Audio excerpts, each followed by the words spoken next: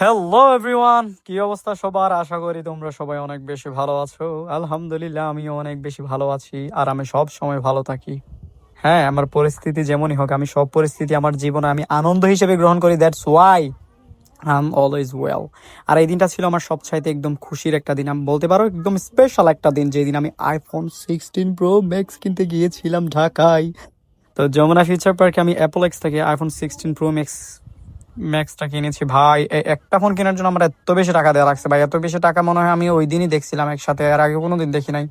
Just kidding, অনেক টাকা দেখছি ইনশাল্লাহ, তবে আমার নিজের না, অন্য মানুষের।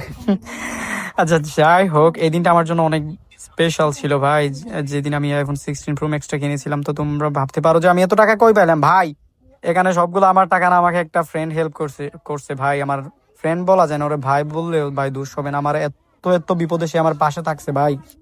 অনলাইনে যে এত ভাইয়ের মতো যে মানুষ পাওয়া যায় ভাই, তো প্রকৃত মানুষ যে পাওয়া যায় অনলাইনে, আমি সেটা আমি জানতাম না। তো আমি নিজেকে সেই দিন অনেক বেশি ধন্য মনে করবো, যেদিন ওই মানুষটার বিপদের সময় একদিন আমি পাশে দাঁড়াইতে পারবো, ওই দিন আমি নিজেকে ধন্য মনে করব।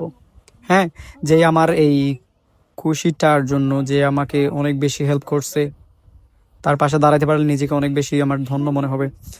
সো ভাই, এই যে মোবাইলটা ওপেন করার সময় যে এই ফিলিংসটা থাকে ভাই, তারা একমাত্র জানে যারা শখের জিনিস কিনবে। হ্যাঁ, শখের জিনিস তারাই কিনে, যারা যখন ওই শখের জিনিসটা আনবক্স করে তখনই বুঝতে পারে যে আসলে শখের জিনিসটা কেনার সময় যে মজাটা লাগে সেটা তারাই বুঝতে পারবে, আর কেউ বুঝতে পারবে না।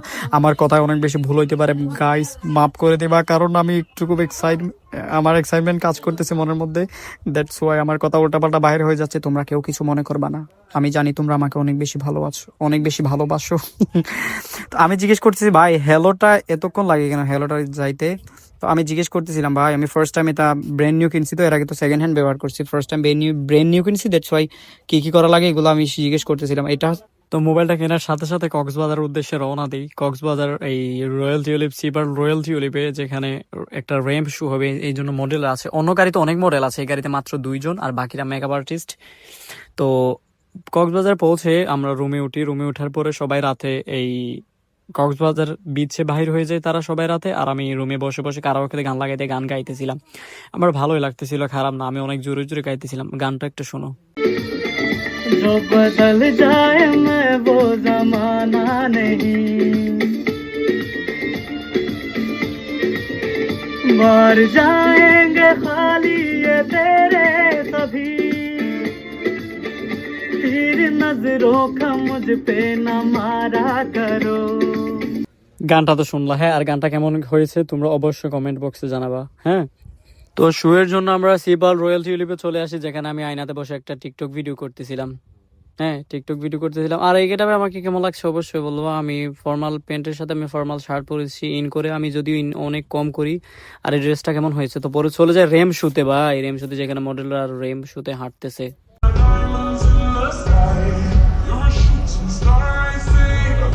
তো রেম শো কিছুক্ষণ দেখি, রেম শো শেষ হয়ে যাওয়ার পরে আমরা সবাই বাহির হয়ে যাই ওখান থেকে। আর এইগুলো সবগুলোর মধ্যে আমার একটা ফেভারিট মডেল ছিল, যার নাম জারিন খান।